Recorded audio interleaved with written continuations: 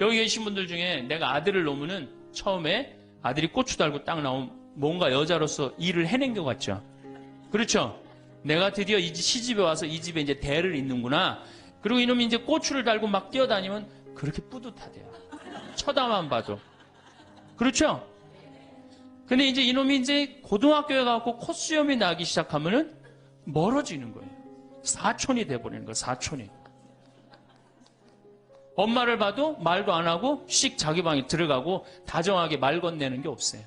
뭐 어렸을 땐 막 안기기도 했는데 이건 뭐 자기보다 훨씬 큰 놈이 안기지도 않고 이 대학교 가면은 얼굴 보기 힘들어지는 팔촌이 됩니다.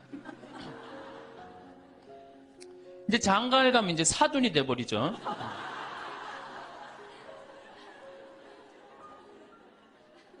제가 여기 여러분들 노인대학에 옵니다. 이렇게 1박 2일로 100분 정도 와요. 한 100명 정도 노인대학에 오면은 딱 티가 나요.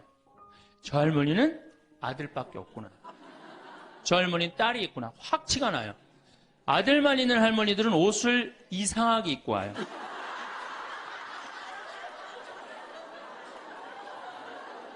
그 몸빼 바지 비슷한 거 입고 와요. 아들만 있는 할머니. 아니 관광버스를 타고 여기까지 오는데 1박 2일을 오는데 멋을 좀 내야 되는데 하여튼 몸빼 바지 비슷한 거 입고 와요. 파마를 해도 어떻게 하고 오느냐? 철모 뒤집어 쓴 거 같이 이렇게 하고 와요. 파마를 하고 와도. 그럼 물어보면 제가 물어봐요. 할머니 아들밖에 없죠? 그러니까 아들밖에 없대. 아니 사준 아들이 엄마가 철모를 뒤집어 쓰든 몸빼 바지를 입든 관심 없습니다. 근데 딸이 있는 할머니들은 틀려요. 딸이 있는 할머니들은 이 스카프를 하고 와도 색깔이 벌써 뭐 보라색에 벌써 틀려요. 이 파마 웨이브가 틀려요. 딸이 있는 할머니들은. 네, 딸이 있는 할머니들은 파마 웨이브가 틀려요.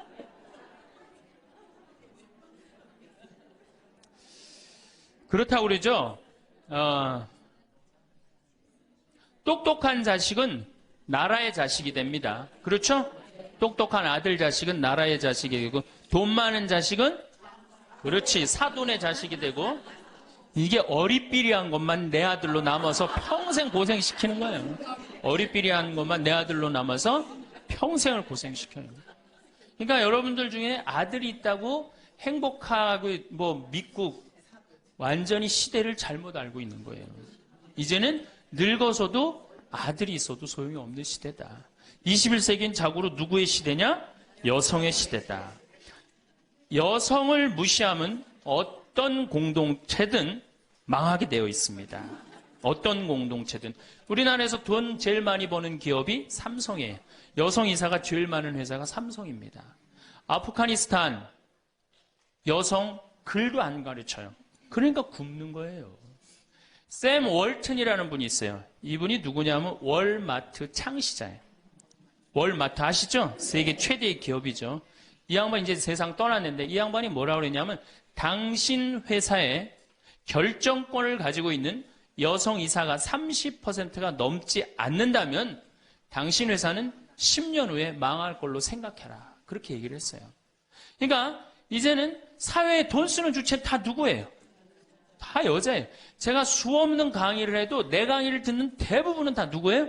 여자들이에요. 남자는 그 시간에 어디가 있어요? 노예처럼 돈 벌러 나가면 그거 먹으러 다녀, 강의 들으러 다녀. 그러니까 돈을 쓰는 주체가 여성이기 때문에 여성을 이해하지 못하는 공동체 망하게 돼 있어요. 그 많은 기업가들이 그걸 간파한 거예요. 제일 먼저 망할 때가 어디야? 영상을 라디오처럼 편하게 틀어놓고 들으셔도 좋습니다. 구독과 좋아요, 알람 설정 꾹 눌러주세요. 황창현 신부님의 행복 특강 지금 바로 시작합니다. 21세기는 저는 4가지의 중요한 트렌드를 알고 있으면 된다고 생각을 해요. 21세기는 여성의 시대고 21세기는 노인의 시대고 21세기는 서비스의 시대입니다. 또 21세기는 환경의 시대예요.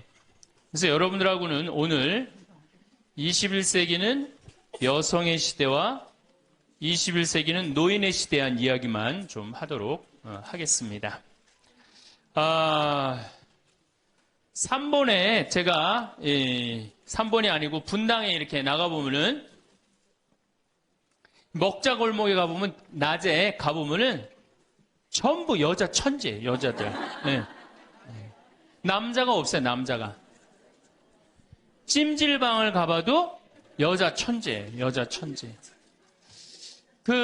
우리나라 경제권을 집안에서 60%가 여자가 결정한대요. 남자가 얼마를 결정하냐면 13% 결정한대요. 우리나라는 남자들이 결정권이 없어요. 우리 집에 어머니만 봐도 완전히 여자의 팔자가 완전히 고쳐진 걸 볼 수 있어요. 우리 어머니가 처음 시집 오셔서 어디서 식사를 하셨느냐면 부엌 부뚜막에서 하셨어. 부엌 부뚜막. 이렇게 여기다가 올려놓고 나물에 밥을 3분에 비벼 드셨대요. 지금도 어머니하고 이렇게 밥을 이렇게 먹으면 어머니가 3분 만에 드세요. 왜 이렇게 빨리 먹느냐 그러니까 시집 6.25 이전에 시집을 와갖고 밥을 빨리 먹어야만이 소 꼴도 먹이고 죽도 쓰고 애들 젖도 먹이고 어디 감히 시아버지하고 남편하고 밥을 먹느냐 이거예요. 근데 제가 어렸을 때 어머니가 어디서 식사를 하셨냐면 방 바닥에서 하셨어요. 방에 상도 많은데 꼭 바닥에서 밥그릇을 갖다 놓고 앉아서 드시더라고요. 저는 왜 밥상에 이렇게 자리도 있는데 꼭 어머니가 저렇게 방 바닥에서 드실까 이런 생각을 했어요. 근데 어머니는 사실은 출세한 거죠. 부엌에서 방으로 들어온 것만 해도 출세한 거예요. 네. 20년 만에 방에 들어와서 식사를 하신 거예요. 근데 제가 신학교에서 방학 때 와보니까 놀라운 일이 벌어지셨어요. 어머니 밥그릇이 밥상 위로 올라왔어요. 아버지하고 마주보고 식사를 하시더라고요. 이걸 뭐라고 그러냐면 맘먹는다고 그럽니다. 이때부터 맘먹기 시작하더라고요. 아버지하고.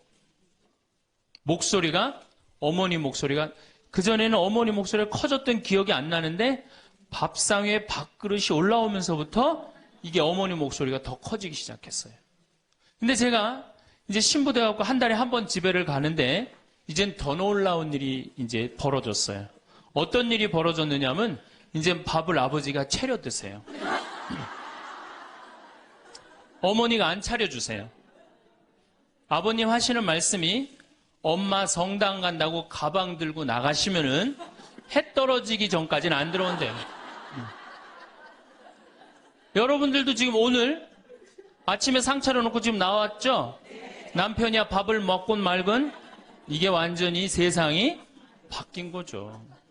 어떻게 감히 남편 밥을 안 차려주고 강원도까지 옵니까? 점심 한 끼인데요. 뭐 이렇게 간이 커졌다니까 여자들이. 자, 그런데 우리 아버님은 한 달에 레지오 4일, 그 다음에 구역 밥모임 4일, 그리고 당신 개모임 한 4일, 12일을 나가서 드세요. 어머니가. 아버님이 12일을 밥을 차려 드시는데 불만을 안 삼으세요. 무슨 생각으로 불만을 안 삼나 했더니 이 늙은 나이에 내가 이 집에서 쫓겨나지 않고 밥 세끼 얻어먹는 것만 해도 감사하다. 황혼이혼은 지금 늘어나고 있어요. 황혼이혼은. 그러니까 늙어서 안 쫓겨나는 게 그것도 여자한테 안 쫓겨나면 감지덕지한 거죠. 그러니까 세월이 50년 만에 완전히 바뀐 거예요. 여러분들 2002년에 판사 임용고시에 1등부터 10등까지 6명이 여자였어요. 2006년에 판사가 110명이 됐는데 남자가 56명, 여자가 54명. 근데 2007년에 판사가 90명이 임용이 됐는데 여자가 52명, 남자가 38명. 그러니까 2배가 많은 거예요. 예. 훨씬 여자가 많은 거예요. 이 작년에 외무고시 31명이 합격을 했는데 남자가 10명, 여자가 21명. 이 놀라운 통계입니다. 제가 이군 사령부에 가서 강의를 한 적이 있어요. 이군 해군 평택에 있는 장병 한 1000명한테 강의를 했어요. 환경 강의를 하고 끝나고 나왔는데 거기 소령님이 저한테 부대를 구경시켜줘요. 제가 이 군 부대 강의를 많이 들어가는데 꼭 군대 가면 자기 부대를 꼭 구경시켜줘요. 이군 해군 사령부가 서해 교전한 부대예요. 그 배 막 올려져 있고 배도 구경시켜주고. 근데 이제 3,000톤급 구축함을 이렇게 했는데 뭐 포가 100일이가 뭐 100m하고 막 설명을 해주는데 옆에 대위 3명이 딱 걸어가는데 여자 대위가 어깨가 딱 벌어진 키가 1m 70이 넘는데 3,000톤급 구축함은 눈에 안 들어오고 여자만 내가 이렇게 고개가 돌아갔어요. 그랬더니 이 소령님이 저한테 그러더라고요. 신부님 멋있느냐고. 아우 멋있다고. 그랬더니 그 소령님 하시는 말씀이 자기는 쟤네들만 뭐 무섭대요. 왜 무서우냐? 이게 쟤네들이 그 있는 부대 그 중대하고 남자 대위 부대하고 이렇게 축구 시합하면요 꼭 여자 부대 애들이 이긴대요. 중대장. 왜? 이 군대가 얼마나 삭막해요. 그 삭막한 군대에 자기 중대장님이 여자야. 그러니까 이 시합을 하면 그 여자 중대장님을 위해서 목숨을 바쳐서 뛰는 거예요. 그래서 그 소령 얘기가 이제 곧 여자 장군 나올 거라고. 이제 곧 여자 장군 나올 겁니다, 이제는. 정말 제가 3번에 가서 한번 강의를 한 적이 있어요. 한 7, 8년 전에 고등학교 전교 1등부터 10등까지 9명이 여자예요. 남자 딱 1명이에요. 남자 딱 1명. 안산에 보니까 전교 1등부터 10등까지 1등부터 5등까지는 다 여자예요. 그러니까 요즘 남자애들이 왜 이렇게 시험을 못 보느냐? 컴퓨터 게임 때문에. 그 다음에 음란 사이트 때문에. 그 다음에 개떼처럼 돌아다니는 특성 때문에 남자애들이 여자애들을 따라갈 수가 없대. 혹시 우리 집에 남자만 아들만 난 낳았다. 손 들어보세요. 우리 집에 아들만 있다. 손 들어보세요. 이 집은 이제 망한 거예요.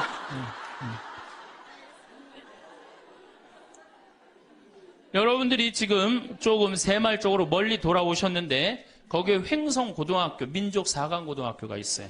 그런데 10년 전에는 여학생이 한 명도 입학을 못했어요. 근데 재작년부터 여학생이 훨씬 많이 입학을 합니다.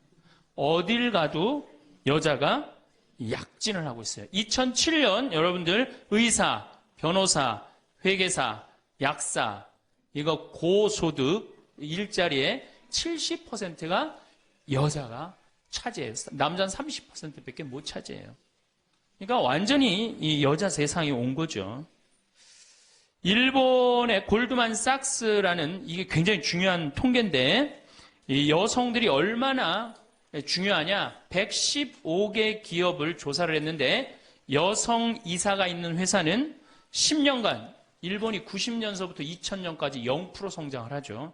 10년간 주식이 96% 오른 건 다 여성 이사가 있는 회사만. 그때 일본은 전체적으로 몇 프로 올랐느냐? 13% 올랐다는 거예요. 우리 집에 이제 딸이 있다. 그렇다면 이제 역사의 한 페이지를 장식할 인물이 나올 거예요. 여기 계신 분들 중에 내가 아들을 놓으면은 처음에 아들이 고추 달고 딱 나오면 뭔가 여자로서 일을 해낸 것 같죠? 그렇죠? 내가 드디어 이 시집에 와서 이 집에 이제 대를 잇는구나. 그리고 이놈이 이제 고추를 달고 막 뛰어다니면 그렇게 뿌듯하대요. 쳐다만 봐도. 그렇죠? 근데 이제 이놈이 이제 고등학교에 가고 콧수염이 나기 시작하면은 멀어지는 거예요. 사촌이 돼버리는 거예요, 사촌이. 엄마를 봐도 말도 안 하고 씩 자기 방에 들어가고 다정하게 말 건네는 게 없어요. 뭐 어렸을 땐 막 안기기도 했는데 이건 뭐 자기보다 훨씬 큰 놈이 안기지도 않고 이 대학교 가면은 얼굴 보기 힘들어지는 팔촌이 됩니다. 이제 장가를 가면 이제 사돈이 돼버리죠.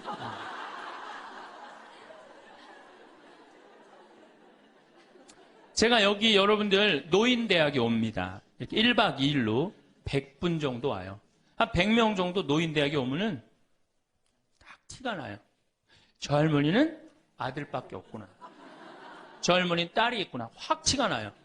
아들만 있는 할머니들은 옷을 이상하게 입고 와요.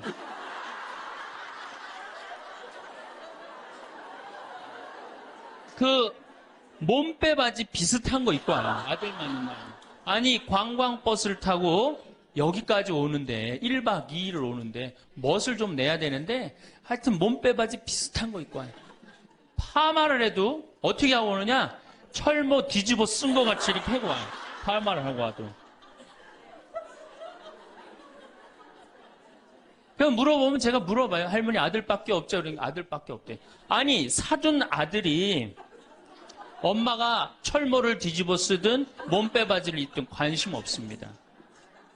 근데 딸이 있는 할머니들은 틀려요. 딸이 있는 할머니들은 이 스카프를 해고 와도 색깔이 벌써 뭐 보라색에 벌써 틀려요. 이 파마 웨이브가 틀려요. 딸이 있는 할머니들은. 네, 딸이 있는 할머니들은 파마 웨이브가 틀려요.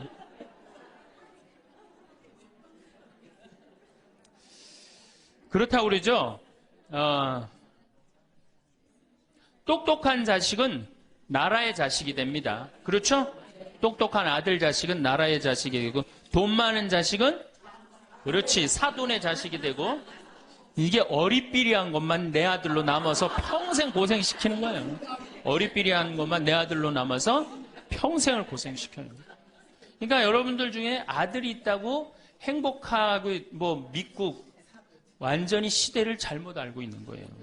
이제는 늙어서도 아들이 있어도 소용이 없는 시대다. 21세기는 자고로 누구의 시대냐? 여성의 시대다. 여성을 무시하면 어떤 공동체든 망하게 되어 있습니다. 어떤 공동체든. 우리나라에서 돈 제일 많이 버는 기업이 삼성이에요. 여성 이사가 제일 많은 회사가 삼성입니다. 아프가니스탄 여성 글도 안 가르쳐요. 그러니까 굶는 거예요. 샘 월튼이라는 분이 있어요. 이분이 누구냐면 월마트 창시자예요. 월마트 아시죠? 세계 최대의 기업이죠. 이 양반이 이제 세상 떠났는데 이 양반이 뭐라고 그랬냐면 당신 회사에 결정권을 가지고 있는 여성 이사가 30%가 넘지 않는다면 당신 회사는 10년 후에 망할 걸로 생각해라. 그렇게 얘기를 했어요. 그러니까 이제는 사회에 돈 쓰는 주체는 다 누구예요? 다 여자예요. 제가 수없는 강의를 해도 내 강의를 듣는 대부분은 다 누구예요? 여자들이에요. 남자는 그 시간에 어디가 있어요? 노예처럼 돈 벌러 나가면은 그거 먹으러 다녀, 강의 들으러 다녀. 그러니까 돈을 쓰는 주체가 여성이기 때문에 여성을 이해하지 못하는 공동체 망하게 돼 있어요. 그 많은 기업가들이 그걸 간파한 거예요. 제일 먼저 망할 때가 어디야? 한국 천주교. 모든 결정권이 누가 있어요? 남자들이 있잖아요. 주교님, 신부님들이 다 결정하잖아요. 난 걱정이 앞서요.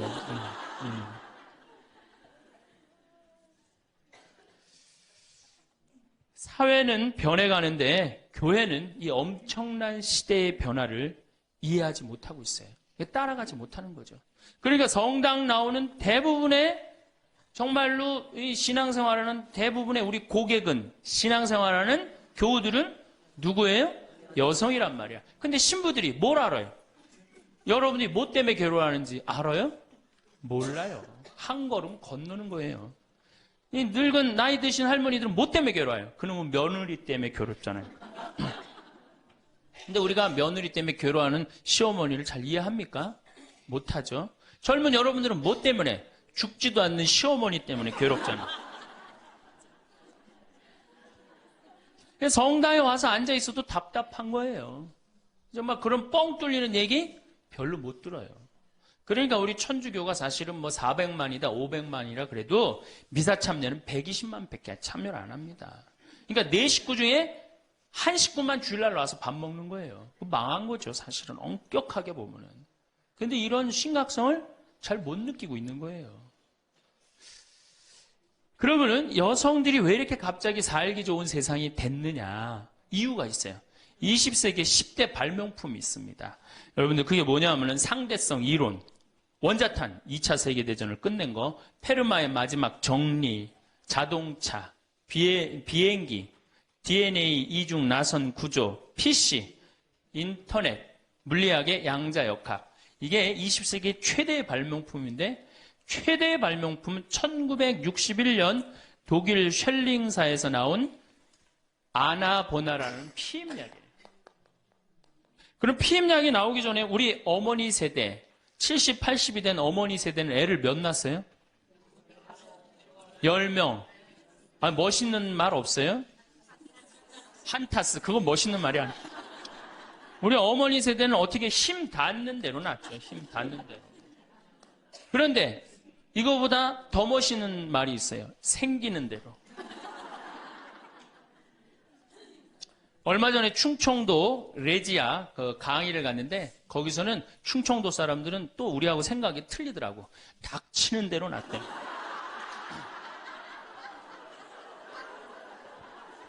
닥치는 대로 놨대.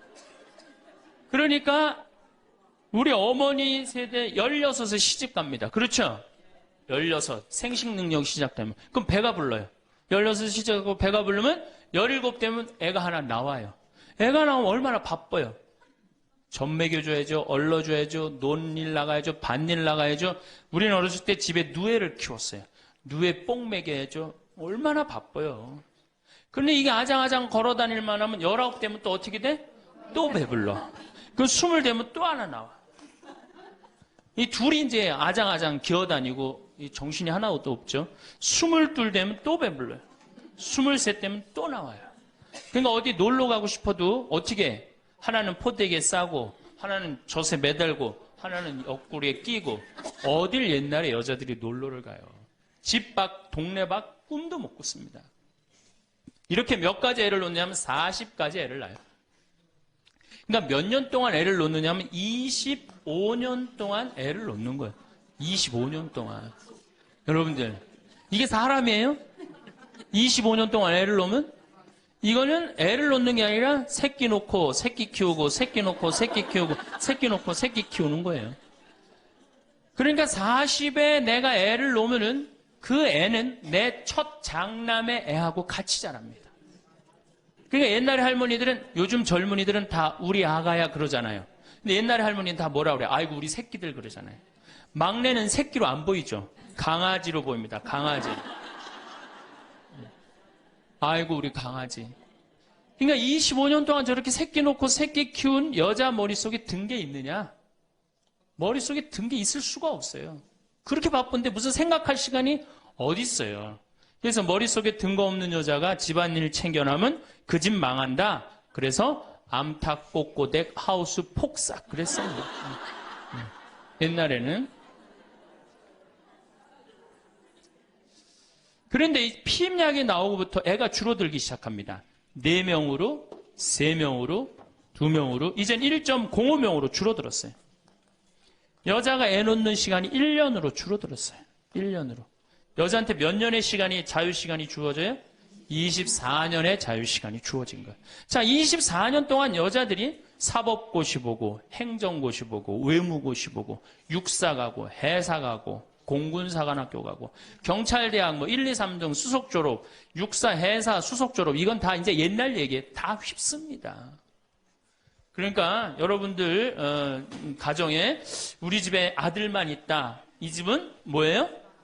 망한 거예요. 그래서 내가 딸을 둘 놓으면 뭐? 금메달. 그렇죠? 아들 하나 딸 하나 놓으면 은메달. 아들만 둘 놓으면 목메달. 그래, 목메달.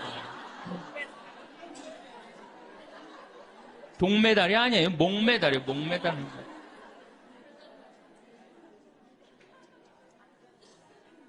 그런데 문제는 이렇게 여자들이 살기 좋은 세상이 됐어요. 이렇게 살기 좋은 세상이 됐는데 참 불행하게도 대한민국에서는 여자들이 이 사회를 주도해 나가는 주도 세력이 못 됩니다. 왜냐하면 16대 때 우리나라 여성 국회의원이 16명에서 300명 중에 5.4%, 17대 때는 39명, 300명 중에 그러니까 12%, 13%예요. 그런데 여러분들 정말로 잘 산다는 스웨덴은 국회의원이 42.7%, 덴마크는 29.8%, 30%예요.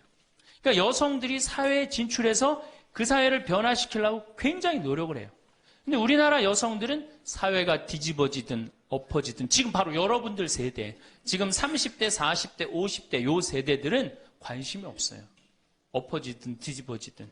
지금 여러분들 우리나라 4급 공무원 100명 중에 여자 공무원이 몇 명인 줄 아세요? 딱 5명이에요. 그러니까 미국의 대사분이 우리나라에 이제 있다가 이제 미국에 가면서 한 신문의 칼럼에 글을 쓰고 갔어요. 대한민국 이상하다. 이렇게 여자들이 대학까지 이렇게 많이 나오는 나라도 없다. 그런데 대학까지 나온 이 고급 인력이 시집만 가면 다 자기를 관둔다. 참 이상하다. 그래서 한국이 발전을 못하는 거예요. 그 인력이 어떻게 그대로 다 계속 사회를 위해서 노력을 해야 되거든요. 우리가 $10,000에서 $20,000로 넘어갈 때 여성의 사회 참여율이 모든 국가를 통계를 빼보니까 9% 정도 증가했대요. 여성들이 사회에 나가는 게. 우리나라는 1.6%. 사회 안 나가는 거예요. 왜 안 나가요? 두 가지 때문에 안 나갑니다. 이 두 가지, 이 병을 고치지 않는 한 우리나라는 선진국으로 가기도 힘들고 대한민국 정말 행복한 나라로 가기도 힘들어요. 첫 번째 뭐냐? 자식 교육. 여기에 미쳐 있어요. 요즘 내가 이렇게 방송을 보면은 정말로 정신없구나 이런 생각이 들어요. 두 번째로는 텔레비전. 이게 또 방송으로 나가겠지만 이 텔레비전님에 미쳐 있어요. 텔레비전. 이 두 가지 여자들이 완전히 미쳐서 사회에 건강한 세력이 되지 못하는 거예요. 그럼 자식 교육을 가만히 보면은 한번 보세요. 내가 이제 딱 아기를 가졌어. 임신을 했어. 요즘 젊은 엄마들이 임신을 딱 하면은 얼마나 이뻐요. 지금 이제 해도 나고 이제 조금 있으면 더 멋있어질 것 같은데 강도 예쁘고 산도 예쁘고 꽃도 예쁘고 하늘도 예쁘잖아요. 그럼 내가 세상에 태어나갖고 정말 이렇게 행복하게 살았으면 좋겠다. 이런 생각하는 엄마들 거의 없어요. 임신을 하는 순간 내 뱃속에 서울대학 C가 들어왔다고 생각을 해요. 이게 얼마나 불행해요. 그래갖고 뱃속에 있는 애한테 글자를 가르칩니다. 도화지를 이렇게 오려서 대한민국, 대통령, 뭐 변호사 뭐 이런 거. 그 다음에 이제 요즘 또 2개 국어를 알아듣는다고 How are you today, my baby? It's raining. 비 온다 이거죠 오늘. 사실 여러분들 태아는 뱃속에 있으면서 10달 동안 잔다고 그래요. 그 애한테 그래서 그걸 뭐라 그래? 태교라고 그러잖아. 교육을 시키는 거 뱃속에 있을 때부터. 얼마나 불행합니까? 뱃속에 있을 때부터 교육을 받으니. 그러니까 엄마의 태를 열고 세상에 나왔어. 그래갖고 3번에 이제 아파트촌이죠. 아파트를 통해서 수리산을 너무너무 보고 싶어 애가. 구름도 보고 싶고 눈도 보고 싶고. 근데 이 잔인한 엄마들이 아무 생각 없는 엄마들이 아파트 베란다 창문에 한쪽에는 가나다라마바 차타카타를 붙여놓고 한쪽에는 A, B, C, D, E, F, G를 붙여. 수리산을 보고 싶어도 보여요, 안 보여요? 글자에 가려서 안 보이는 거예요. 내가 누워서 모빌이 돌아가는데 기억, 니은, 디귿, 리을이 막 돌아가요, 모빌이. 겨다닐만 하면은 엄마들이 텔레비에는 텔레비전이라고 써놓고 냉장고에는 냉장고라고 써놓고 의자에는 의자라고 써놓고 그러니까 애들이 겨다닐 때마다 글자가 없는 데가 없어요. 그러니까 요즘 애들이 몇 살이면 한글 띱니까? 5살이면 4살 띄어요? 5살이면 한글 띄어요. 여기 계신 분 중에 초등학교 들어가기 전에 한글 띄신 분들 계세요? 없을걸요? 저는 초등학교 1학년 내내 받아쓰기 빵점이었어요. 기억나요? 1년 내내 빵점이었어요. 글자가 뭔 줄 알고 학교를 들어가요. 맨 뛰어놀다가 어머니가 어느 날 갑자기 여기다 수건 딱 달아주니까 이게 학교 가는 건가 보다 하고 학교 갔죠. 2학년 때 전 한글 띄었어요. 근데 내 애가 5살에 한글을 띈다. 흥분됩니까? 안 됩니까? 드디어 우리 집에 천재 태어났다. 저한테 데리고 옵니다. 신부님, 우리 애가 천재인가 봐요. 왜요? 텔레비에 나오는 글자 모르는 글자가 없어요. 5살밖에 안 됐는데 축복기도 좀 해주세요. 안수기도 해달라는 거죠. 그럼 내가 걔 머리에 손을 얹고 뭐라고 그러냐? 이제 네 인생은 쫑났다.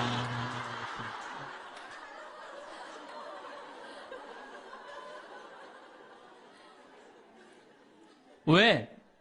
삐아제나 썸머힐이나 몬테소리 같은 유아 교육 이론을 가만히 읽어보면요. 3살, 4살, 5살 때 뇌의 75%가 형성된대요. 이때 고정적인 개념을 가르치지 말라고 그래요. 근데 이 글자를 가르치면 글자는 잘 알지만 뭐를 몰라. 다른 걸 모르는 거예요. 그야말로 이제 똑똑 바보가 되는 거죠. 저한테 이렇게 말하는 엄마들이 참 많아요. 신부님, 우리 애가 머리는 똑똑한데 노력을 안 한다고.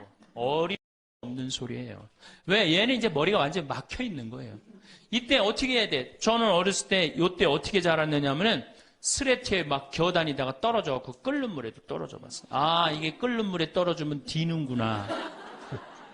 그 다음에 팽이 깎는다고 막 낫으로 깎다가 여기 쳐갖고 아직도 여기 이 상처가 있어요. 5살 때 확 뼈까지 잘라갖고 이게 잘라지는 거구나. 이러면서 애가 뭐를 이해해? 세상을 이해한단 말이야. 세상 돌아가는 이치를 깨닫는단 말이야. 그때 돌아가면서. 근데 책상 앞에서 글자만 배운 애는 다른 경험이 전혀 없는 거예요. 그래서 나는 초등학교 때 이렇게 성당에 이렇게 오는 엄마들, 내가 이제 다음 주에도 이제 유치원에 가서 강의를 하는데 엄마들이 그렇게 하는 엄마들이 참 많아. 너 바보야? 왜 이거하고 연결할 줄을 몰라? 이렇게 이해가 안 돼? 그렇게 막 화내는 엄마들 되게 많아요. 여러분들도 자식들 키우면서 이렇게 화낸 자식 있어요, 없어요? 분명히 있는 애는 이제 걔는 똑똑 바보예요. 왜냐하면 하나만 알고 다른 걸 모르는 거예요. 그래갖고 이제 천재인 줄 알고 초등학교에 들여놨더니 남들하고 섞어 놓으니까 어때요? 똑같은 애. 이때부터 이제 학원에 보내기 시작하는 거예요. 무슨 영어 학원, 속셈 학원, 웅변 학원, 피아노 학원, 무슨 요즘 서당도 있다고 그래, 서당. 저는요, 지금 우리나라 여자들이 얼마나 정신없느냐면요, 무슨 특목 유치원이 있대요. 고등학교 가기 위한 특목 유치원이 있다는 거예요. 이건 초등학교도 아니고, 그래서 9시부터 2시까지 공부를 하고 2시부터 4시까지 시험을 보고 간대요. 6살, 7살짜리 아이가 세상을 막 느끼고 누리고 행복하게 살아가야 되는데 머릿속에 뭐가 들어있는 건지 모르는 거죠. 내 아이가 어떻게 살면 행복한지를 모르는 거죠. 1등만 하면 행복하다고 생각을 하는 거예요. 이게 우리나라의 불행의 시작입니다. 전 국민이 불행한 이유 중에 하나예요. 그러니까 이게 돈이 얼마가 들어가? 20조가 사교육비로 들어간다는 거죠. 20조가. 큰 문제죠.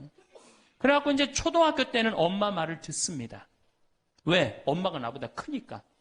때리면 맞아야 되고, 그리고 그때는 막 똑똑하지도 않잖아, 얘가. 근데 딱 6학년만 넘어서 갖고 중학교 1학년만 되면요. 갑자기 엄마보다 애가 커져요. 딸은 그래도 괜찮아. 아들놈이 이렇게 커지면요. 확 커집니다. 그래갖고 이제 학원을 땡땡이를 깠어, 애가. 너 이놈의 새끼 왜 학원 땡땡이 까고 그래? 너 공부 빨리 해야지. 좋은 대학 가서 너 출세하고 행복하지. 뭐가 좋은 대학 가는 게 행복해. 그래갖고 딱 때리려고 그러면 말 안 들으면 때리려고 그러죠. 여러분들 그러죠? 그러면 이제 아들이 딱 엄마 손을 딱 잡고 내려다보면서 중요한 게 있어요. 흰 눈동자 95%? 까만 눈동자 5%를 확 뒤집으면서 엄마를 밀쳐내면서 뭐라고 그러냐면은 이거 왜 때리냐고 말로 하자고. 여러분들 중고등학교 자식한테 맞는 부모가 14%예요. 이 지금 웃으면서 우리가 얘기를 해서 그렇지 실질적으로 심각한 가정 너무나 많습니다. 실질적으로. 왜? 엄마가 어디 있어 우리 애들한테 관리자만 있지. 얼마 전에 반포 성당에서 교육을 받으러 오셨어요. 강의 끝나고 반포 자매님 한 분이 저하고 얘기를 할 기회가 있어서 신부님 제가 중국집을 합니다. 그래도 반포에서 합니다. 꽤 잘 되는 음식점입니다. 제가 중국 음식점에 엄마들이 점심 때 갖고 탕수육 하나 시켜갖고 애 스케줄 관리해 준다는 거야. 아니 그거 시켜놓고 학원 어디 가고 몇 시에 뭐 가고 야 애가 행복할 것 같아요? 어림도 없는 소리예요. 그러니까 얘네들이 무슨 병에 걸리냐면 번아웃 병에 걸려요. 하느님 인간으로 태어났으면 10살 때 쓸 거 20살 때, 30살 때, 40살 때, 50살 때 쓸 에너지를 줬는데 이거를 유치원부터 초등학교 때까지 다 태워 없앤 거예요. 그러니까 중학교만 올라가면 애가 에너지가 하나도 없어. 텅 비었어. 그래갖고 무슨 병에 걸리냐면 귀찮아 병에 걸려. 뭐 좀 하자 그러면 뭐라 그래? 엄마 귀찮아. 좀 나 좀? 나도. 아무것도 하기 싫은 거예요. 그렇게 시달렸으니 아니 초등학교 때는 4시간 8살짜리가 4시간 공부하면 많이 한 거 아니에요? 공부? 근데 요즘 애들이 어떻게 해요? 밤 10시까지 학원을 다녀요. 그래서 한 애가 자살을 했잖아요. 근데 유서를 썼는데 뭐라고 써놓고 아버지는 8시에 들어오는데 왜 내가 10시에 들어와야 되느냐. 4학년 애가 초등학교. 이렇게 인생이 힘든 거라면 죽겠다. 그리고 뛰어내려서 죽었어요. 이거 누가 만드는 거예요? 여러분들이 만드는 거예요. 여러분들이 도대체 인생을 어떻게 살면 행복하고 우리가 내 아이에 맞게 살아가야 되는데 내 아이가 공부만 못하면 뭐라 그래? 너 커서 뭐가 될래? 어? 근데 유태인들은요, 공부를 못해도 애 기를 안 죽인대요. 우리는 공부 못하면 애 기죽여, 인간성 나빠, 불효자의 천하의 몹쓸 놈이야, 꼴뚱하면은. 근데 유태인들은요, 꼴뚱을 하면은요, 부모가 애 기를 절대 안 죽인다. 꼴뚱하는 것도 서러운데 집에서 기까지 죽이면 애는 어디로 가라고. 그러니까 너 꼴뚱해도 괜찮아. 커서 돈만 많이 벌어. 지금 반에서 1, 2등 하는 애들 다 네 나중에 비서로 쓰고 회계사로 쓰면 돼. 걔네들 지금 열심히 공부하는 이유가 다 너를 위해서 공부하는 거야. 완전히 애 기를 살려주는 거예요. 그러니까 스티븐 스필버그가 나오는 거예요. 여러분들 스티븐 스필버그가 고등학교 2학년 때 학교 적응을 못해서 학교를 관둡니다. 그리고 지지나 반에 편성돼요. 지지나 반에. 그런데 엄마가 어떻게 했느냐? 우리 아들은 영화를 좋아하니까 우리 아들은 상상력이 좋으니까 훌륭할 거야. 끊임없이 아이의 길을 살려줘요. 이 사람이 어떻게 됐어요? 세계 최고의 감독이 된 거예요. 그 상상력 하나만 가지고 엄마가 만약에 공부 꼴 지지나반, 이 지지나반에 들어간 이 지질이 복도 없는 건 내가 팔자도 없지. 이랬다면 스티븐 스필버그가 나오지 않았을 거예요. 근데 우리나라는 꼴등하면 인간성 나쁘고 불효자고 부모님 마음 이해 못하고 사실은 꼴등하는 애들이에요. 여러분들 성격 좋은 애들이 꼴등하는 거예요. 이 유한 애들이 독한 놈들이 1등하는 거예요. 여러분들 자식들 중에 1등하는 애들이 있으면 독한 애들이에요. 그거 좋아할 거 하나도 없어요. 자, 이제 우리가 자녀들 이제 엄마들이 무슨 생각을 하냐면 내가 내 아이를 정말로 행복하게 키운다는 생각 아니면 차라리 신앙으로도 키워야 되는데 이게 대학에 미쳐 있기 때문에 중학교 3학년, 고등학교 3학년 때 미사를 안 나가면은 은근히 눈을 감아줘요. 은근히 눈을 감아줘요. 이때 막 강하게 얘기를 안 합니다. 근데 사실 이게 이제 우리가 정말로 잘못 키우는 거죠. 자식을 완전히 잘못 키우는 거예요. 우리가 우리 자식들을 질서를 알게 키우든가 아니면 예의를 알게 키우든가 아니면 사랑을 알게 키우든가 봉사를 알게 키워야 되는데 너 편안하고 너 1등만 하면 최고야. 네가 1등만 하면 모든 게 다 용서돼. 그런 거예요. 우리가 얼마나 자식을 잘못 키우느냐 하면 제가 이제 20년 전이에요. 신학교 졸업하고 내 동창 신학생하고 제주도 여행을 가기로 했어요. 근데 내가 이제 혼자 이제 돈이 없어갖고 이제 나하고 같이 가서 부산에 가서 비행기를 탔어요. 24년 만에 처음으로 비행기를 탄 거예요. 참 굉장히 설레고 막 기대되더라고. 그래서 창가에 앉으면 막 밑에 내려다 보이는 거 막 꽃피는 팔도강산의 마지막 해가 그 장면이었어요. 비행기 타고 막 아래 내려다 보는 거. 그래서 나도 그걸 꿈꾸면서 나 비행기를 탔어요. 근데 마침 주님께서 날 도와주셔갖고 제가 창가에 딱 앉았어요. 내 옆에 내 신학생이 옆에 앉고. 그래갖고 폼을 있는 대로 바깥에 내다보고 막 난리를 치는데 저쪽에서 이제 젊은 엄마가 한 5살짜리 아이의 손을 잡고 또박또박 걸었는데 왠지 불안하더라고. 그러더니 아니나 달라 바로 내 옆자리, 내 좌석 옆자리에 딱 앉는 거예요. 근데 이 5살짜리 놈이 엄마한테 졸르기 시작하는 거예요. 엄마, 나 창가에 앉고 싶다는 거예요. 그런데 이 엄마가 안 돼. 여긴 네 자리고 저긴 저 형 자리이기 때문에 너는 여기 앉아서 가야 돼. 이렇게 말하면 얼마나 좋겠어요. 내 쪽 확 돌아서더니 학생, 우리 아들이 처음 비행기를 타는데 창가에 앉고 싶으니까 자리 좀 양보해 달라는 거예요. 여러분들 5년 만에 처음 탄 놈이랑 24년 만에 처음 탄 놈이랑 어느 놈이 더 애절할 것 같아요?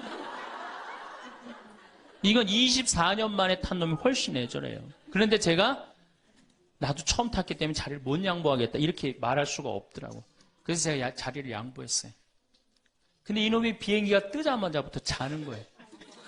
내가 내리는 동안 내내 째려보면서 결심한 게 있어요. 내가 죽을 때까지 저놈 얘기를 하리라.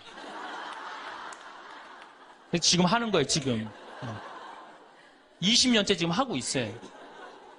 근데 내가 이제 배를 타고 목포로 와서 이제 기차를 타고 올라오는데 목포에서 조금 광주쯤 지났을 거예요. 어떤 아이가 초등학교 한 4학년쯤 되는 애가 막 땀을 삐질삐질 흘리면서 배를 움켜쥐더라고요. 너 왜 그러냐니까 배가 너무 아프대. 나는 이제 좌석이 있고 그 안에 서서 있는데 비행기 자리도 내준 놈이 기차 자리 하나 못 내주겠어요? 너 여기 와서 앉아라. 나 괜찮으니까. 그래갖고 얘가 이제 내 자리에 앉아서 30분을 가는데 그 엄마가 한참 보더니 일으키더라고요. 너 일어나라고. 그 학생한테 자리를 내주라고. 나 괜찮다고. 근데 그 엄마 말이 아직도 기억에 나요. 내 아이가 난 질서를 아는 아이로 자랐으면 좋겠다. 아프다고 이렇게 다 하면은 나중에 커서 얘가 뭘 알겠냐. 자기 편안한 대로 살 거 아니냐. 그러니까 나를 도와달라고 그 엄마가 그러더라고요. 이제 시간이 지나서 나는 그렇게 지금 그 비행기에서 내 자리 뺏은 놈은 지금도 엄마 속을 썩일 거고 그 기차 자리에서 일어난 아이는 지금 엄마의 영광이 됐을 거예요. 근데 우리가 자식을 키울 때 어떤 기준으로 키우느냐 이 굉장히 중요합니다. 어쨌든 신부님은 결혼을 안 해갖고 자식의 소중함을 몰라서 그런 답답한 소리를 합니다. 그래갖고 이제 어떻게 내 아이가 이제 서울대학을 갈 줄 알았더니 지방 무슨 제3대학을 졸업을 했어. 네. 졸업을 해갖고 취직을 했어. 그럼 부모 역할 다 한 거야, 안 해요? 부모 역할 다 한 거예요. 역사적으로 자식이 농사를 지을 줄 알았으면 부모 역할 다 했어요. 공자님 시대 평균 연령이 몇 세였냐면 38세였어요. 16에 시집을 가갖고 32, 33 때면 내 아이가 16이 됐을 때 부모가 기다려줬어요? 안 기다려줬어요? 안 기다려줬어요. 죽었어요. 그러니까 옛날에는 자식이 부모한테 애절합니까? 안 애절합니까? 애절해요. 죽지 말라고. 그러니까 옛날에는 장남이 어머니, 아버지 돌아가시면 어떻게 해요? 손가락 깨물어서 단지해드렸어요. 입에다 피 넣어드렸어요. 그건 어느 장남이나 부모가 30대 돌아가면 다 합니다. 그리고 허벅지 잘라갖고 고기 먹고 싶다면 자기가 직접 해주고 그게 뭐 상상이 안 가는 일이지만 옛날에는 그게 가능했어요. 왜? 이렇게 날 키우고 지금 죽으면 어떻게 하느냐. 그리고 옛날에 장남이 죽지 말라고 그러는 이유가 있어요. 왜 죽지 말라고 그러면 동생이 13, 17, 4, 1살이란 말이야. 아니 이렇게 나눠놓고 지금 죽으면 이거 누가 키워야 돼? 장남이 키워야 되잖아요. 그러니까 죽지 말라고 그랬던 거예요. 근데 우리 어머니가 60까지 살았어. 그러면은 이 1살이 시집 장가 가는 나이예요. 그러니까 장남이 너무 고맙다고 이렇게 내 동생 다 키워줘서 너무 고맙다고 잔치를 해준 게 바로 회갑 잔치, 환갑 잔치예요. 그러니까 옛날에는 환갑이 굉장히 의미가 있었어. 근데 요즘은 환갑을 차려줬는데도 이게 안 죽네.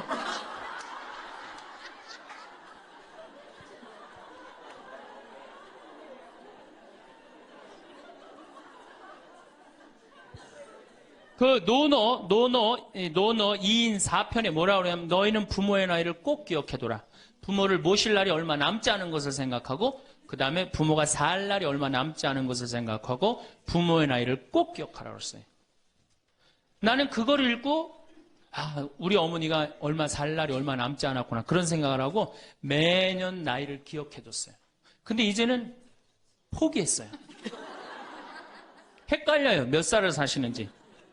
그리고 어머니가 60대 뭐라고 그러셨느냐면은 에휴 늙으면 죽어야 돼. 늙으면 죽어야 돼. 그래서 그때 굉장히 내가 그 논어를 막 한참 읽을 때라 정말로 내가 부모한테 잘해야 되겠구나. 본수원 갈비집에 가고 갈비 한 번 더 사드리고 전화 한 번 더 드리고 했어요. 근데 이제 요즘은 이제 그 얘기 들으면 막 화가 나요. 그 얘기 한 지 벌써 16년이 지났어요. 죽을 기미가 안 보여요. 그래서 제가 2년 전에 어머니한테 가서 그랬어요. 어머니 자식들 앞에서 이제 늙으면 죽는다는 소리 하지 말아라. 자식들 사기치는 것도 아니고 이게 뭐냐. 그런데 설날 집에를 갔는데 어머니가 이게 자식들이 거실에 꽉 찼는데 무슨 속상한 얘기를 하는데 예, 늙으면 죽 그러다가 저하고 눈이 딱 마주쳤어요. 늙으면 죽 그러시다 마시더라고요. 이제 늙어도 안 죽어요. 여러분들 평균 연령이 지금 83세입니다. 그러니까 대부분이 90까지 살아요. 재수 없으면 100살까지 살아요. 여러분들은 몇 년을 사냐면 120년을 삽니다. 그럼 몇 년 남은 거예요? 여러분들 자식들한테 공부 못하는 자식한테 너 늙어 커서 뭐가 될래? 이거 말하는 정신이 있으면은 난 늙어서 뭐가 될까? 이거 먼저 걱정하셔야 돼요. 여러분들 앞으로도 50년, 60년 남아있어요. 근데 이렇게 오래 살 줄 모르고 있는 돈 없는 돈 누구한테 다 쏟아붓어? 자식한테 다 쏟아붓어. 있는 돈 없는 돈. 그리고 맨 손가락 빨면서 50년을 산다. 이건 축복이 아니라 저주예요, 저주. 정말로 생각 잘 하셔야 돼요. 우리나라 여성들 지금 자식한테 지금 학원비 1년에 20조 쏟아 넣을 일이 아니에요. 늙어서 죽지 않으면 결국은 누구하고 힘들어져요? 자식하고 힘들어질 거 아니야. 돈은 한 푼 없지. 자식은 그래도 공부시켰다고 쳐다는 보는데 죽지도 않고 계속 그것도 1, 2년도 아니고 40년, 50년 이렇게 보고 있으면 어때요, 여러분들? 이 생각하면 딱 쉬워요. 여러분들 주위에 40살 먹은 아들이 장가도 안 가고 빈둥빈둥 엄마 주위에서 이렇게 붙어서 살아. 40살 된 딸이 시집도 안 가고 엄마 아빠 옆에서 붙어서 살아. 그 딸 이뻐요, 미워요? 밉죠? 반대로 뒤집어서 생각해 봅시다. 우리 엄마가 90이 됐는데 죽지도 않고 빈둥빈둥 나한테 매달려서 살아. 그럼 그 자식 이쁠 것 같아요? 부모가 이쁠 것 같아요? 안 이쁠 것 같아요? 미워요.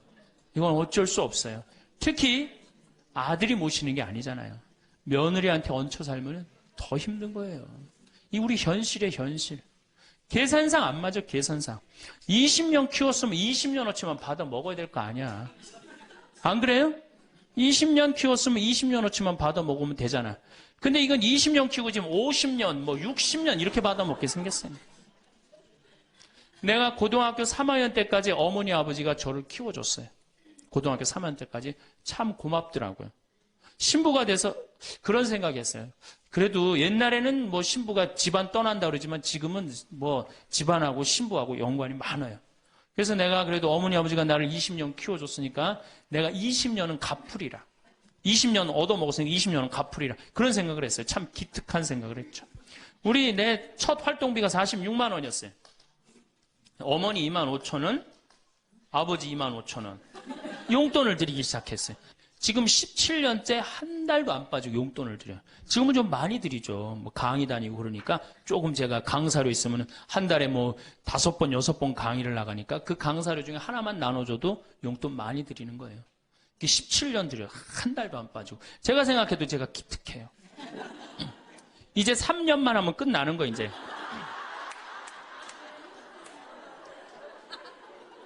3년만 하면 끝나는데 집에 가보면은요, 3년으로 끝날 것 같지가 않아요. 아버지가 막 지리산 꼭대기까지 뛰어 올라갔다가 뛰어내는 거예요. 이 심각한 문제입니다. 네. 그러니까 아버님이 이렇게 지금 이제 78이신데 우리 큰형님, 형님으로 동네에서는 알고 있어요. 근데 여러분도 한번 생각을 해보세요. 내가 돈 없이 정말로 50년을 자식한테 얹혀서 산다.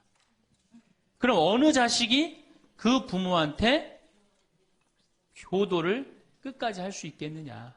이거 불가능한 거예요. 여러분들 지금 내가 자식 잘 키우면 호강할 거라고 생각하죠? 어린 반푼어치도 없는 소리예요. 잘 키워놓은 자식은 나라의 자식 됩니다. 돈 많은 자식은 얼굴 구경하기 힘들어요. 예. 돈 있어갖고 이민을 가면 자식하고 어떤 관계 된다고 그래요? 요즘 그 유명하죠? 해외 동포 된대잖아요. 아들하고 나하고 해외 동포 된다고 그러잖아요. 근데 이제 여러분들만 이제 안 죽는 게 문제가 아니에요. 우리 신부들도 안 죽네.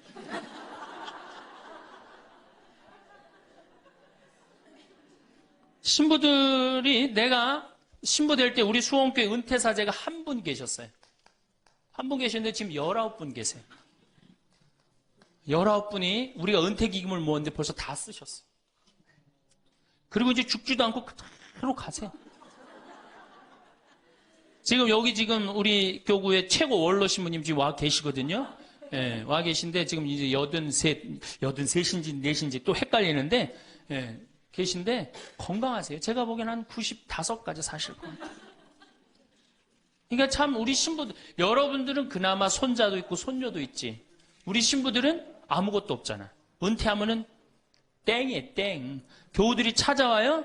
이거 1년 겨우 찾아고 1년 지나고 나면 내가 은퇴 신부님들 가보면 하루 종일 혼자 계세요. 그것도 1년 365일. 그러니까 이탈리아는 어떻게 은퇴를 안 합니다. 신부님들이. 절대 은퇴 안 해요. 왜? 외로운 걸 아니까. 이게 실제로 있었던 일인데 93살 먹은 할아버지 신부님이 은퇴를 안 하는 거예요. 그러니까 여러분들 시어머니 93살 되면 제정신이에요? 제정신 아니에요? 아니 93살 먹은 신부님이 93살이 정신이 오락가락 하는 거예요. 그러니까 이게 이 신부님이 혼배 때 이제 장례 강론하고 장례 때 혼배를 강론하고 막 이러는 거예요. 주교님이 머리가 아픈 거예요. 그래서 하루는 주교님이 찾아가서 신부님한테 신부님 이렇게 은퇴하라고 그래도 은퇴도 안 하시고 이렇게 맨날 이렇게 헷갈려 하시고 하니 내가 보좌 하나 보내줄 테니 그 보좌 받아갖고 어려운 건 보좌를 시켜라. 그래서 신부님 너무 기분이 좋대. 보좌가 딱 온다 그러니까. 보좌가 왔는데 70살짜리를 보내. 70살짜리를 보내.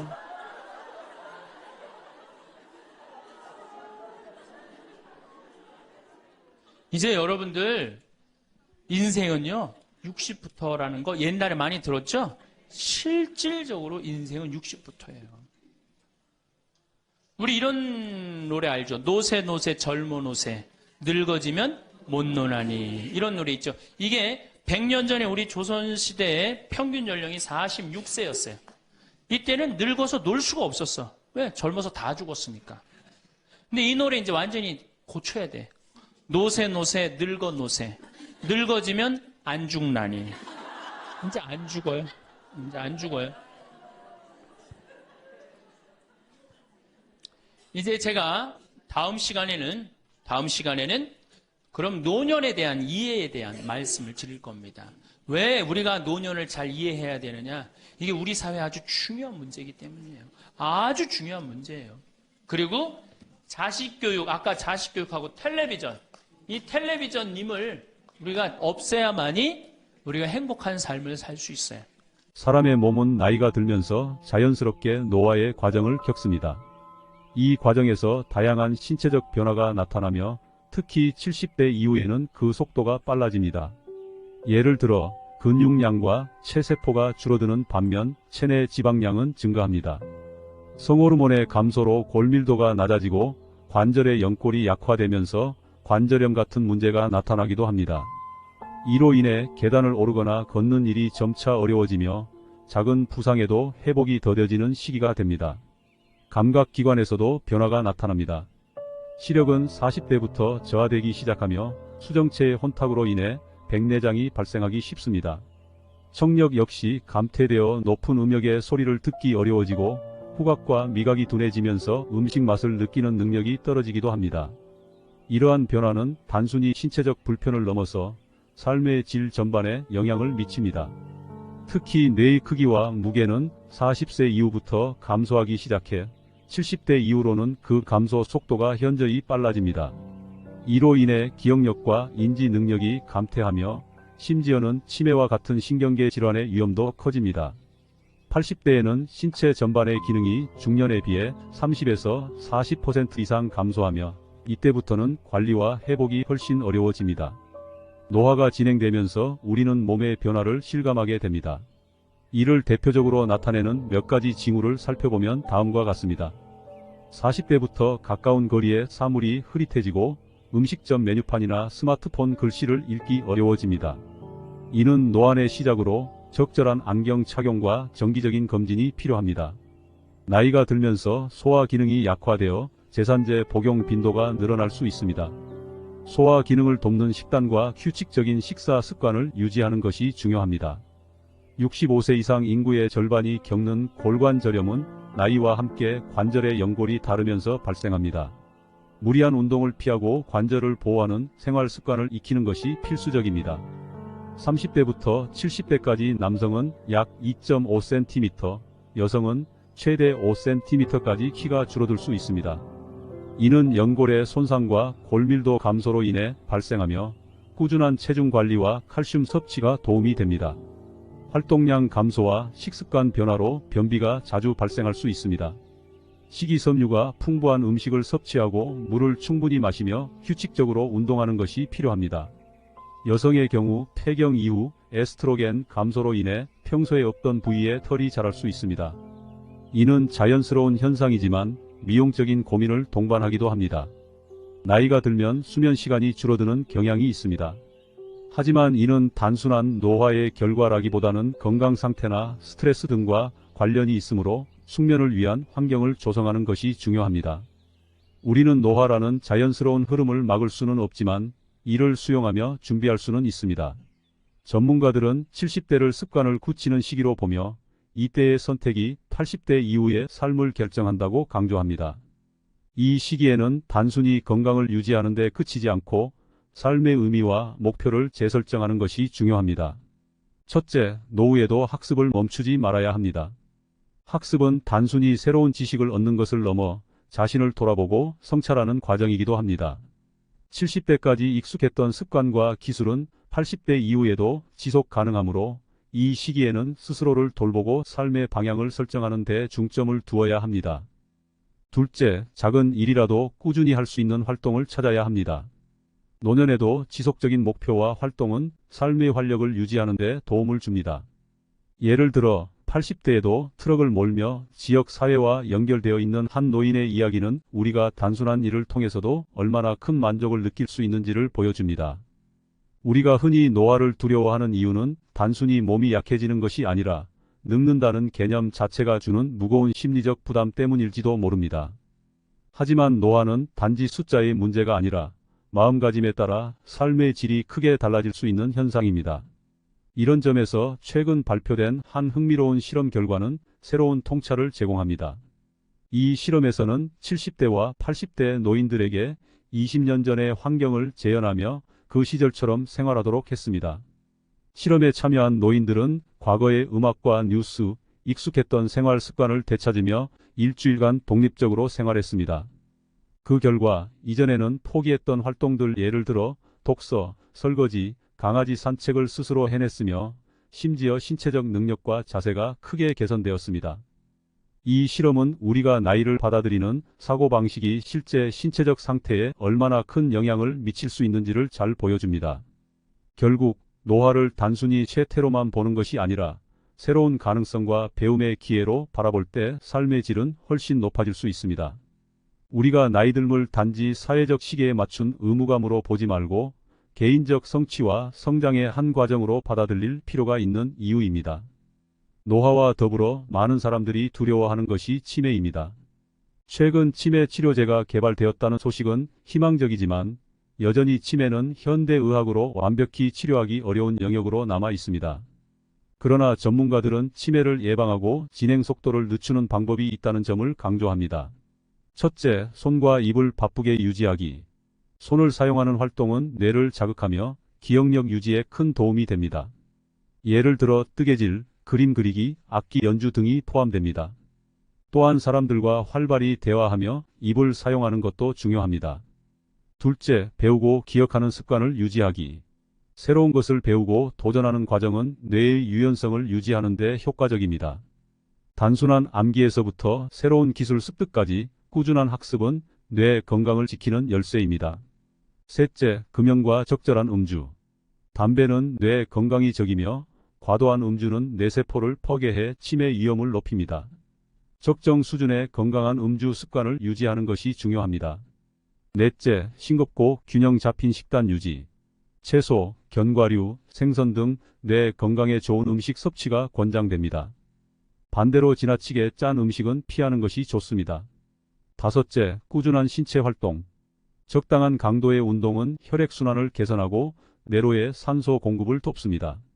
이는 치매 예방에 필수적인 요소입니다. 치매를 바라보는 우리의 시선 변화. 한편 우리가 치매를 두려워하는 이유 중 하나는 치매를 단순히 부정적으로만 바라보는 사회적 편견 때문입니다. 설문조사에 따르면 많은 이들이 치매를 두려워하는 이유는 자신의 질병으로 인해 가족에게 피해를 줄까 봐서라고 합니다. 이는 치매라는 병 자체보다도 이를 둘러싼 인식과 태도가 더 큰 문제로 작용한다는 것을 보여줍니다. 우리는 치매 환자를 돌보는 과정에서 감정적으로 지칠 수 있지만 동시에 그들의 존재와 삶의 가치를 존중하며 함께할 방법을 찾아야 합니다. 치매는 먼 누군가의 이야기가 아니라 우리 모두의 문제로 다가올 수 있음을 기억해야 합니다. 나이가 들어간다는 것은 단순히 쇠퇴하는 과정이 아니라 삶의 새로운 가능성을 열어가는 시기일 수 있습니다. 젊은 시절에는 인정받기 위해 애쓰며 남들의 시선을 의식했던 반면 나이가 들수록 무엇이 나에게 중요한지 더 분명히 알게 되고 불필요한 일에 신경 쓰지 않게 됩니다. 이는 삶에서 자신만의 행복을 찾는 데 큰 도움이 됩니다. 나이를 먹는다는 것은 외부의 변화뿐 아니라 내면적으로도 성숙해지는 과정입니다. 이전에는 자신을 검열하며 타인의 기준에 맞추려 애썼다면 이제는 자신의 속도와 방식으로 삶을 즐길 수 있는 여유를 찾을 수 있습니다. 삶은 끊임없는 도전의 연속이며 특히 나이가 들수록 이러한 도전은 점점 더 무거워집니다. 경제적 어려움, 건강 문제, 고독 등 노년에 직면하는 문제는 한두 가지가 아닙니다. 그럼에도 불구하고 희망은 가장 절망적인 순간에 찾아오기도 합니다. 희망은 마치 어두운 밤하늘의 별과 같습니다. 안개가 짙어 산이 보이지 않아도 어둠이 깊어도 별빛은 여전히 반짝입니다. 아무리 힘든 상황에서도 그 속에 희망이 깃들어 있다는 믿음이 중요합니다. 예를 들어 치열한 인생의 산을 넘을 힘조차 남아있지 않을 때조차도 그 산을 넘어 다시 햇살을 맞이할 수 있는 순간이 오리라는 믿음은 삶을 이어가는 원동력이 됩니다. 삶은 우리에게 때로는 가혹하고 절망스러운 시련을 주지만 이러한 고난 속에서 더 단단한 마음과 지혜가 만들어집니다. 비바람이 아무리 거세도 꽃은 피어나고 봄은 매년 어김없이 찾아옵니다. 그러니 우리의 삶도 언젠가 꽃처럼 화사하게 피어날 날이 올 것입니다. 80세를 넘어 행복하고 건강한 삶을 살아가기 위해서는 지금 이 순간부터 작지만 중요한 실천들을 시작해야 합니다. 매일 30분씩 걷는 것만으로도 심혈관 건강을 유지할 수 있습니다. 가능하다면 근력 운동을 병행하여 근육을 강화하는 것도 중요합니다. 매일 감사한 일을 한 가지씩 적으며 긍정적인 마음가짐을 유지하세요. 이는 스트레스를 줄이고 삶의 만족도를 높이는 데 큰 도움이 됩니다. 손재주가 필요한 활동, 악기 연주, 미술 등 새로운 취미를 시작하세요. 이는 뇌를 자극하고 창의성을 키우는 데 도움을 줍니다. 가족, 친구, 이웃과의 소통을 멈추지 마세요. 정기적으로 모임에 참석하거나 새로운 사람들을 만나며 정서적 안정을 찾을 수 있습니다. 새로운 것을 배우는데 나이는 문제가 되지 않습니다. 독서, 언어학습, 요리 등 무엇이든 배우며 성장할 수 있습니다. 우리가 나이를 먹어간다는 것은 끝이 아닌 새로운 시작의 의미를 가질 수 있습니다. 인생의 후반부는 더 이상 누군가를 위해 살기보다 온전히 자신을 위한 시간을 가질 수 있는 기회입니다. 우리의 삶도 단순히 시간을 채우는 것이 아닌 의미 있는 순간들로 가득 채울 수 있습니다. 노년을 맞이하는 것은 단순히 연륜의 무게를 느끼는 시간이 아니라 스스로에게 가장 중요한 것이 무엇인지 다시 생각해보고 진정한 행복을 추구할 수 있는 시기입니다. 꽃이 매년 새롭게 피어나듯 우리의 삶도 매 순간 새로워질 수 있습니다. 100세 시대를 살아가면서 우리는 젊었을 때보다 더 많은 선택지와 기회를 가질 수 있습니다. 중요한 것은 지금부터 준비하고 실천하는 것입니다. 건강한 신체와 긍정적인 마음가짐, 그리고 사회적 연결은 노후의 삶을 풍요롭게 만들어줄 것입니다. 오늘부터라도 작은 변화를 시작해 보세요. 걷기, 감사하기, 배우기, 소통하기. 이 모든 것이 합쳐져 여러분의 삶을 꽃처럼 아름답게 만들 것입니다. 그럼 오늘도 여러분의 삶이 활짝 피어나길 바랍니다. 사람마다 아침을 시작하는 방식은 다르죠. 어떤 분들은 알람이 울리자마자 벌떡 일어나 활동을 시작하시고 또 어떤 분들은 눈은 떴지만 이불 속에서 시간을 보내기도 합니다.